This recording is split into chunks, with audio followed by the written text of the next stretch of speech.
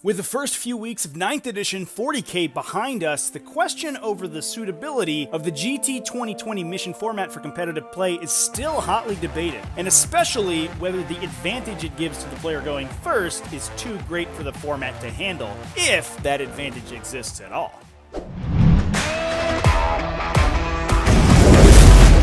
What's up, folks? Welcome back to Tactical Tortoise. My name is Trevi, and today we're going to cover the great 9th edition debate. That is, whether going first or going second is better in the GT or, to a lesser extent, the Eternal War formats in 9th edition. But first, I'd like to take a moment to talk about the ongoing T5S2 Invitational coverage that's been streaming for the past week on the channel. The live streams have been exciting so far and have showcased some of the best online 40k with cutting-edge lists and tactics, so I highly recommend you check out tts40k.com/invitational to see the streaming schedule if you haven't yet. And if you're not already, go ahead and subscribe to the channel and turn on those notifications to get notified every time we are live with more awesome invitational games.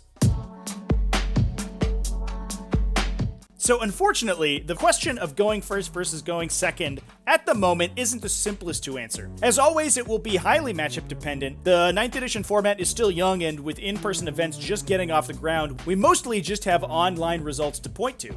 And even then, don't have the volume of data required to make a super clear determination. So as a stopgap measure to get some early insights, I created a short online forum last week to ask players about their game results going first versus going second. You can find a link to the forum in the video description. Feel free to share it around and include the results from your recent games. Without the support of some of the bigger data collectors like BCP, forum results like this will be all we have to make a determination about the format going forward. So I hope we can continue to generate results from the community to create a baseline as we move further into the edition. At the time of recording, over 290 games have been input into the forum, so let's take a look at some numbers. Screening out the different house rules being used so far and just looking at the games from the raw, unadulterated GT 2020 packet, we get a total of 261 games. In those games, we get a result of 156 wins for the first player to 105 wins for the second player, giving the first player a 59.8% win rate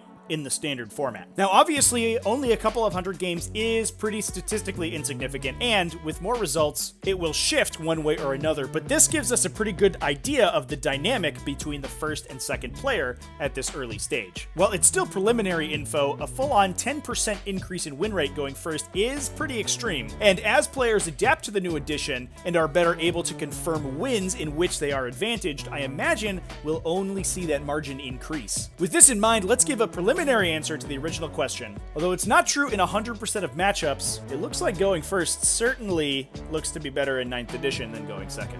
Now let's take a moment to analyze exactly why this discrepancy might exist, and what we can do about it. Going first has always been strong in 40k, as a game with no inbuilt comeback mechanics and an overwhelming focus on ranged fire as opposed to short-range attacks. Going first in 40k often means you can eliminate enemy pieces before they can perform any game actions whatsoever. This was mitigated in 8th edition by ITC's second player advantage, where the second player had a much greater chance to score kill more and hold more primary points. But in 9th edition's GT format, the opposite may instead be true. Not only is the first player given the first opportunity to both to attack the enemy and to score, they are also given the first opportunity to move off objectives on the final turn of the game, since at the top of round 5, they have already scored their primary points and can move to attack defending objectives. Now, of course, there are a number of situations in 9th that mirror the old ITC second player advantage, such as the grind them down secondary that approximates a kill more bonus, or the ability to break enemy banners for raise the banners high before they score at the end of the game without being reset.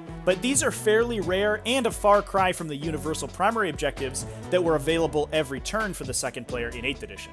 Another problematic issue with the GT 2020 rules is the timing of secondary selection. In the basic rules, players don't know whether they are going first or going second and can't pick secondary objectives appropriately. Many of the objectives in the format, especially board control focused objectives like raise the banners, domination, and engage on all fronts, are much easier to score as the first player, who can take the center of the table and screen out enemies without needing to worry as much about a counterattack. This can lead to situations where armies can be competing to complete the same secondary, with the first player having a significant edge already in that exchange. All these benefits to scoring are compounded by the fact that the smaller table size gives a player deploying defensively less opportunity to avoid an alpha strike, and if a player with an aggressive list gambles and deploys aggressively, they can be rewarded with a resounding win. So all in all, while the evidence that going first is a significant advantage is by no means entirely concrete, I think that the 10% advantage will work as a general rule to keep in mind, and if 40k is to continue as a competitive game, it needs to be addressed.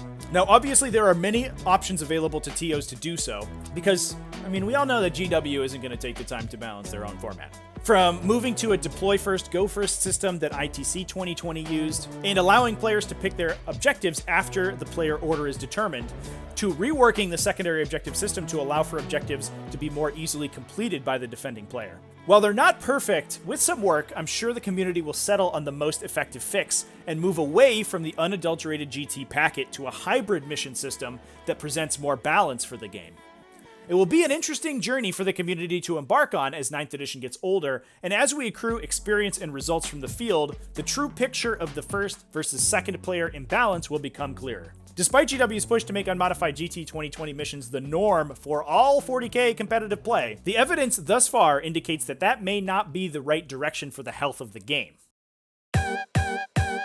So thanks for watching. I hope this video has given you some things to think about when analyzing your future 9th Ed 40k games, and that you decide to contribute to this data collection effort by logging the games that you play in the link down in the description. Big thanks to my supporters on Patreon who get sweet benefits like exclusive videos and Discord badges at the Tactical Tortoise Discord you can find in the description, and who you can join at patreon.com/tacticaltortoise. Thanks for watching again. Remember to keep it classy, folks, and have happy wargaming.